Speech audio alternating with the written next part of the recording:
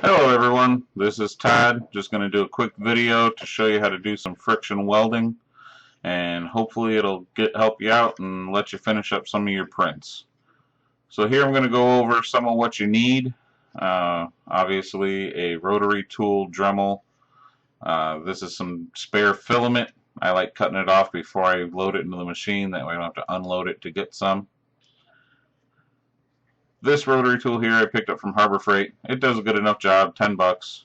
Something to cut your filament with, and some files or sandpaper or whatever you want to use to finish up your print and make it look nice. These two pieces, you can see I kind of spot welded it just to hold them together so it'd be easier for me to film the video. So to start out, you're going to insert your filament into the collet of the rotary tool, tighten it down, and then cut so there's just a short straight piece sticking out.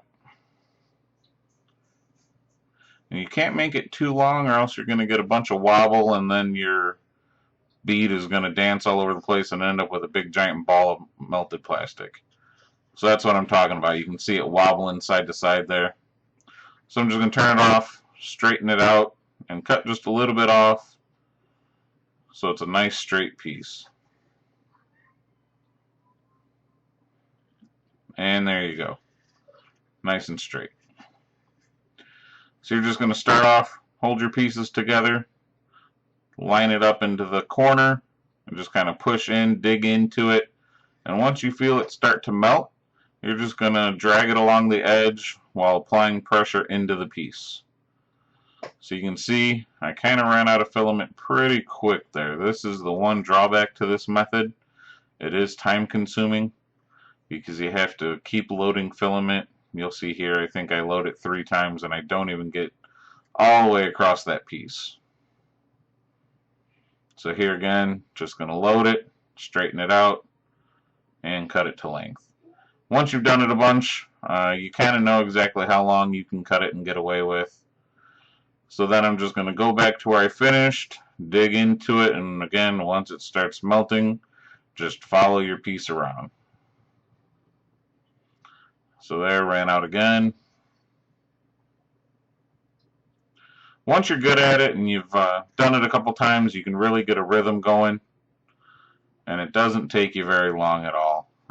Here I'm taking a little bit longer just so you guys can see the process. But for the strength of the joint you get, I think it's well worth the pain of having to switch out your filament.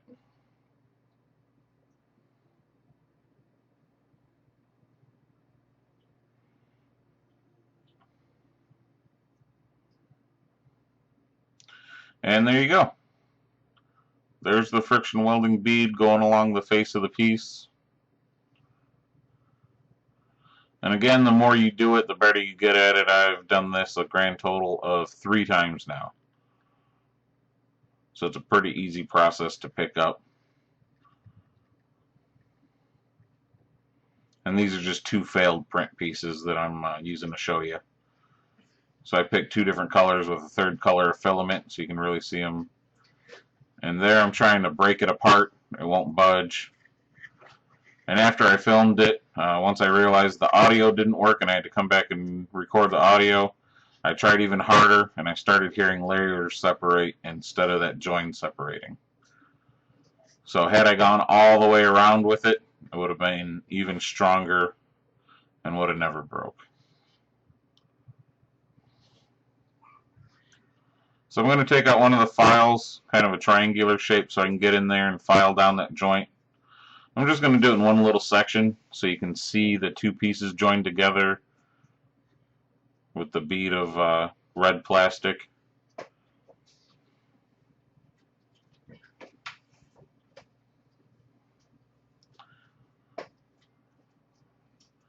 So there you go. You can see the red plastic digging into the green and the white after I filed it down.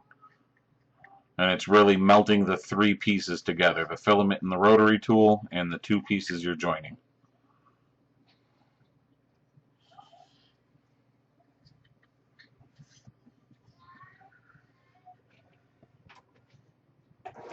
So I'm going to show you a bowl that I've been working on. It's actually a Secret Santa gift. It's for crocheting. It keeps your yarn, I guess, one strand at a time once you put it in that spiral. And this was a pretty long print, about 8.5 hours on my DaVinci. And I had some layer separation. So here I'm showing you where I had some layer separation, and I filled it in with the welder. And once I'm done, I'm going to file it down or sand it, and it should look fine. You really don't see any separation anymore. It's just little bumps where that plastic weld bead is. So right now it looks kind of scarred up, but once I sand it, it'll be perfectly smooth, ready to go. So I think that's a great way to solve layer separation on a print and save your print. You're not trying to put glue in the gap or squeeze it back shut. You're literally filling it in with molten plastic. And here's the little Santa sleigh I did. This piece is real thin and would have been a nightmare to try to glue and actually get it right. So what I did was I held it together and added little spot welds as I was holding it so that I could realign it every time. And then once everything was nice and straight, I just ran the bead all the way along the bottom there. And then up the top on both sides. And then I did the same thing for the rails. You can see where I just lined up the rail. And I did the same thing. Spot welded it, moved on, realigned it, added another little spot weld, and just ran my bead all the way along the outside edge there. Turned out pretty good. The print's nice and strong now with the 4 pieces put together. I'm sure flexing it like that probably would have caused super glue to crack. And there you go. That's the process. I hope it was helpful for you. Hopefully you can use this to make your prints stick well together and have a nice finished look, nice strong bond. And thank you for watching. If you liked it, hit like, hit subscribe. I plan on doing some more videos.